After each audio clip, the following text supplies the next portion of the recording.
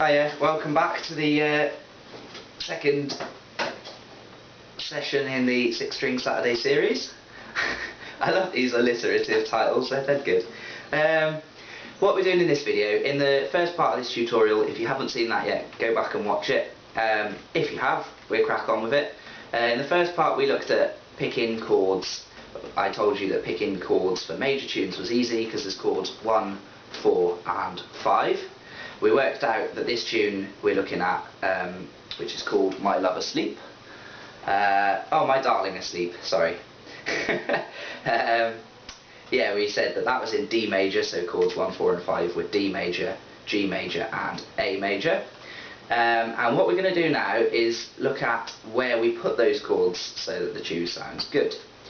There are 2 major rules to where you put those chords behind this tune. You know, at the moment they're the only chords we're going to use. There are other chords you can use, but as long as you know where these chords go, you'll find adding in other more interesting chords afterwards a lot easier. So we're just going to focus on these for now. The rules are, rule number 1 is that you always want to start and finish each section on chord 1, the root chord, or the key chord. Those all mean the same thing, those are just words I might use to refer to it. So that chord, because we're in the key of D major, is a D major chord. And the sections, I told you before, there's an A section and a B section. That's 2 different sections, and each section gets repeated twice. So with this tune, the first section goes, then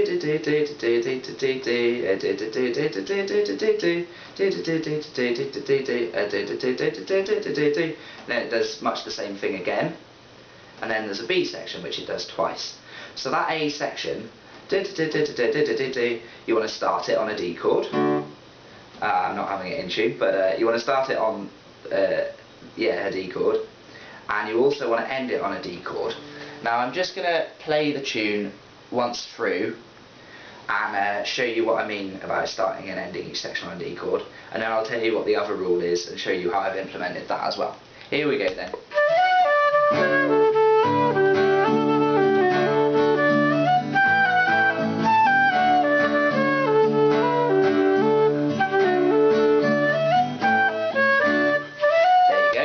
So you can see when this section started, I was going on my D, and then I changed to the A for the. So you notice at the moment I'm just using chords 1 and 5. I've completely left out chord 4, because the only chords you absolutely need to back a major Irish tune are chords 1 and 5. Chord 4 is just there to make your life less boring. So for now we'll just stick to 1 and 5. Now, so that's the first rule. You've got to start and finish each section on the root chord, which I did. The second rule is that every time your ear hears chord 5, it wants it to resolve back to chord 1 again soon after. Now, as I said, you always want to finish the section on chord 1, and so playing chord 5 just before that chord 1 makes it sound nice and finished. That's a perfect cadence for anyone who's done, you know, classical music at some point and looked at that sort of thing. But yeah, anyway, for us mere mortals, it's just a chord 5 back to chord 1. With this tune as well, when you listen to the tune, if you just try playing a D under the whole of this A part now, I'll do it as well, you'll hear that there's one little bit just before the end of the section where you can't just play a D, you have to change to the A because of the notes that are in the tune, because it just sounds wrong, and I'll show you what I mean.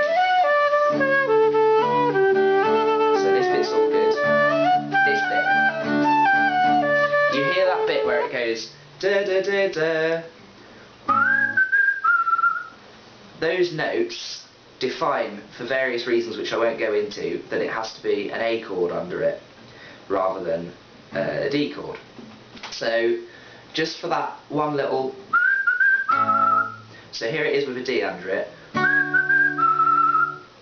That doesn't really sound right, does it? Now try it with your A.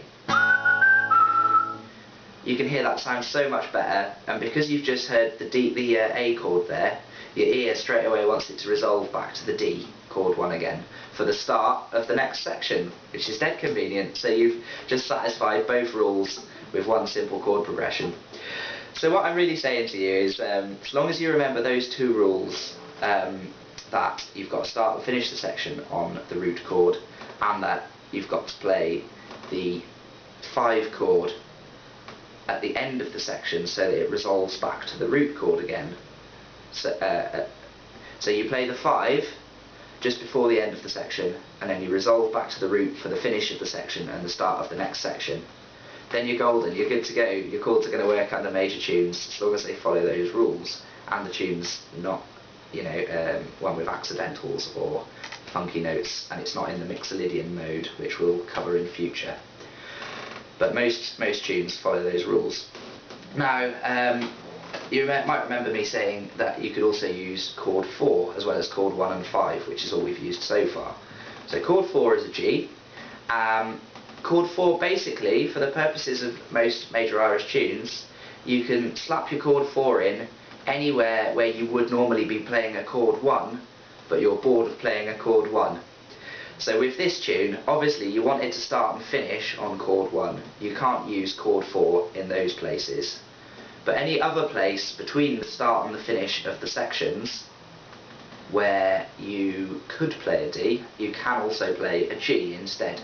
Now I'm going to demonstrate that now. So this is D, A. This time I'm going to put a G in.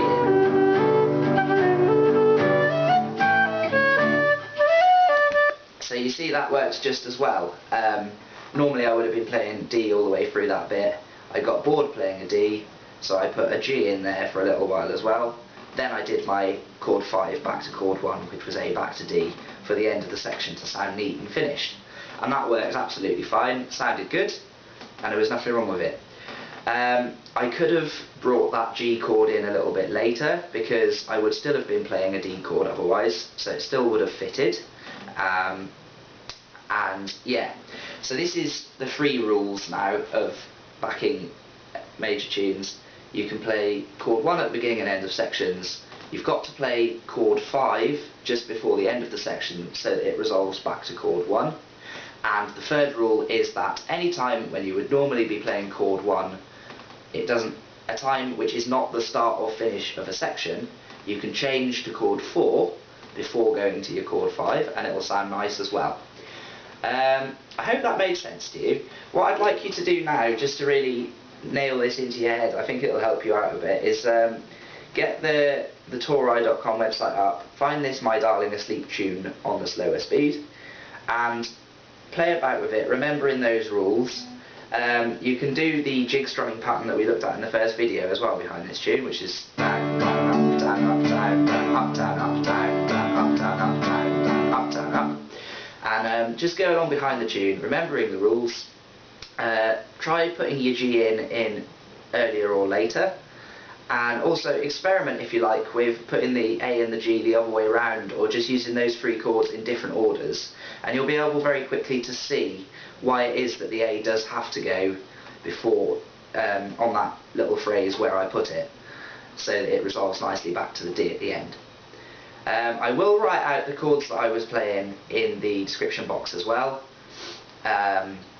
In standard chord shorthand, you know, it'll be D slash slash slash, and that'll mean D for 4 beats, D, D, D, D, and then it'll be G slash slash slash G for 4 beats, and so on.